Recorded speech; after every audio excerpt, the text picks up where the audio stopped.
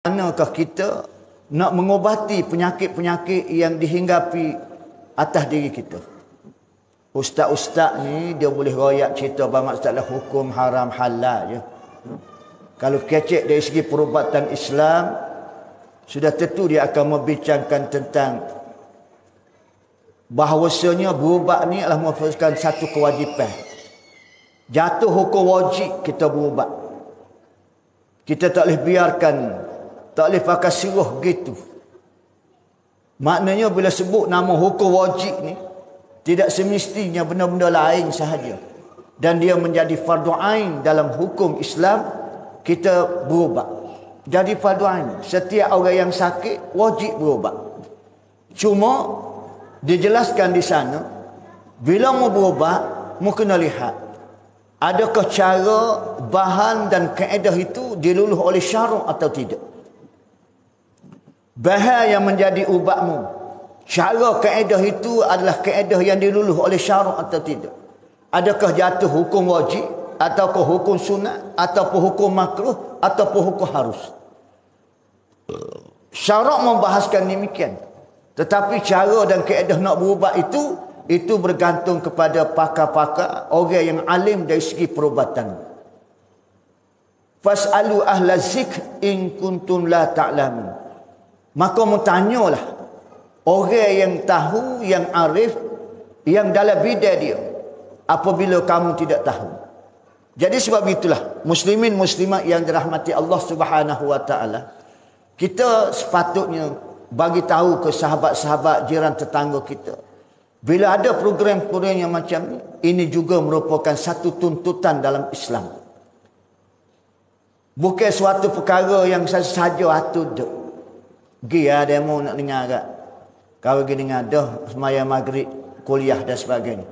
Bila begini keadaannya, cuma mungkin pada dia, bila buat sehari, pasal dia ada komitmen dengan urusan-urusan kerja kali. Tapi mungkin kesesuaian orang kampung ni, bila kita buat malam, antara maghrib dengan isyak. Sebab itu muslimin muslimat semua, ketika saya dijemput untuk bagi ceramah motivasi ke ibu bapaan, bila buat sehari di sekolah, terutama sekali pagi, yang hadirnya ialah persennya cukup tinggi kaum ibu. Kaum bapa, pasal dia cari makan. Sedangkan sasaran kitanya, kita nak biar pok terti katik cara basuh jagoan. Bila mak mari, mak faham. Mak kelik royak ke ayah dia, ke tok laki dia. Ayah dia ke kerah. Tak sudah ajar aku lah, aku tahu goning lah. Ataupun kelik pakai senyap gitu ya. Sebab itulah dalam sasaran kita, kita nak suami itu sebagai seorang bapa, langsunglah kita cadangkan kepada pihak sekolah. Kalau kita nak ibu bapa nak suruh pok mari kata, tak usah buat sehari lah kata. Buat lepas malam maghrib, panggil sembahyang maghrib, pas sembahyang ajak, adakan sedikit tazkirah. Bubuh nama tazkirah. Tak usah bubuhlah ceramah motivasi ke ibu bapa. Pasal dia bayar ke benda lain sana. Bila panggil tazkirah, dia kata ada orang ngajar. Sementara tunggu sembahyang isyak. Maka ramailah mari. Pasal apa? Pasal dia tak ada komitmen daripada waktu malam. Kadang-kadang waktu ini adalah memberi faktor juga kepada masyarakat untuk menyampaikan mesej-mesej kita. Tetapi oleh kerana kita di jabatan di kementerian, inilah time kita bertugas, time kita bekerja. Sebab habis office hour, pukul 5, kita nak klik bersama dengan keluarga. Tetapi dalam kita nak menyampaikan mesej, kita nak sampaikan info-info yang berguna kepada masyarakat, kita mesti korbankan. Mesti korbankan. Supaya mesej dan apa yang kita nak sampaikan itu siapa. Sekurang-kurangnya dia dengar. Hak masalah dia nak amal bukan kerja kita.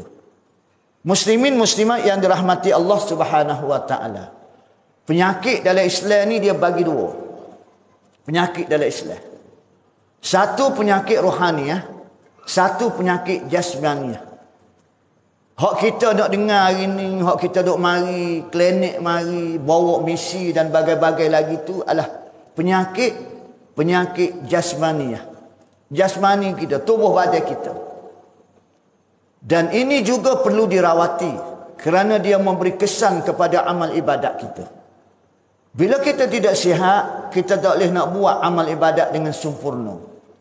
Lihat saja orang yang sakit lutut, orang yang sakit gaut dan bagai-bagai lagi, bagaimana tengok dia sembahyang. Bagaimana dia sembahyang. Nak rokok pun kita siap tengok. Nak sujud, Masya Allah. Kiam bagi tertudak dah. Mereka tak boleh berdiri. Siapa satu perikat, semaya Jumaat pun tak boleh mari dah. Kesan apa? Kesan daripada penyakit-penyakit jasmani yang dihinggapi. Bukan bermula daripada kita beranuk sakit selalu. Tak. Mesti ada proses-proses dia.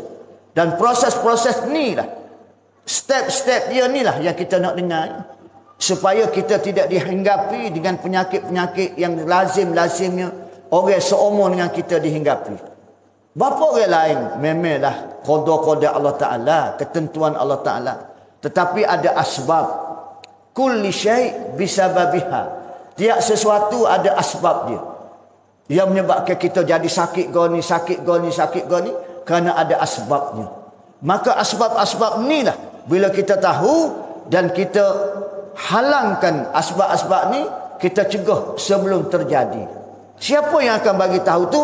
Mestilah orang-orang yang pakar dari segi perubatan. Mereka lah akan bagi tahu berkaitan supaya kita jauhi daripada penyakit begian-begian. Maka stepnya kita kena buat gini, buat gini, buat gini, buat gini. Adakah benda itu tidak agama? Adakah benda itu tidak syarak? Adakah benda itu tidak disuruh oleh Islam? Inilah benda yang kita nak tukar pemikiran pokok kita ni. Bila bunyi aja program macam ni, patutnya berduyun-duyun. Kerana dia memberi kesan kepada amal ibadat kita. Sehingga kalau kita sakit, tuan-tuan, sampai satu tahap tak boleh nak puasa. Sampai satu tahap kita tak boleh nak pergi haji. Tak boleh nak pergi haji. Sebab apa? Pasal kita ada sakit yang tidak dibenarkan untuk menunaikan haji di sana. Tabung haji tidak akan luluskan kita. Kementerian Kesihatan tidak akan luluskan kita. Kerana dia memberi kesan yang negatif ketika kita berada di Makkahul Mukarramah, Madinatul Munawwarah. Nampak tak? Bermula daripada sihat itulah menyebabkan terhalangnya kita nak amal ibadat. Terhalang kita nak amal ibadat kerana benda-benda tu. Kita duk nampak haji, kita duk nampak puasa. Tetapi benda yang pertama, itulah yang dipanggil sebagai nikmat sihat yang Allah Ta'ala beri kepada kita. Kita kena jaga molek.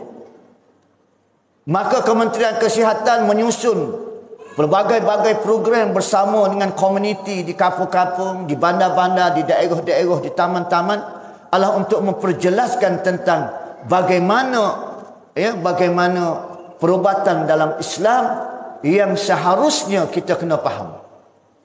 Muslimin muslimat yang dirahmati Allah Subhanahu wa taala. Bila kita membicarakan soal kita kena berubat, kerana kita duduk atas teket sebagai ahli sunnah wal jamaah. Bila ahli sunnah wal jamaah, dia mesti ada ikhtiari. Tak boleh nak pakai tawakal tu ala Allah. Tak apa, tak berubat pun. Kalau Tuhan nak uji sia-sia. Cuma dari segi akidahnya, kita jangan meletakkan bahan-bahan ataupun ubat-ubatan siapa dia sahaja yang baca atau tak baca, sifat tak sifat, itu adalah merupakan asbab. Yang menyembuhnya ialah Allah Subhanahu wa taala. Tetapi Allah Taala nak tengok, walaupun benda ni aku yang menyembuhkan, aku tak tengok setara mana ikhtiar. Setara mana ikhtiar? Kalau berikhtiar setara mana pun kalau aku tidak izinkan. Kalau mu tak ikhtiar pun kalau aku izinkan. Maka itulah kita ahli sunnah wal jamaah, kita berikhtiari dalam perubatan mengubat diri kita. So penyakit lagi, iaitu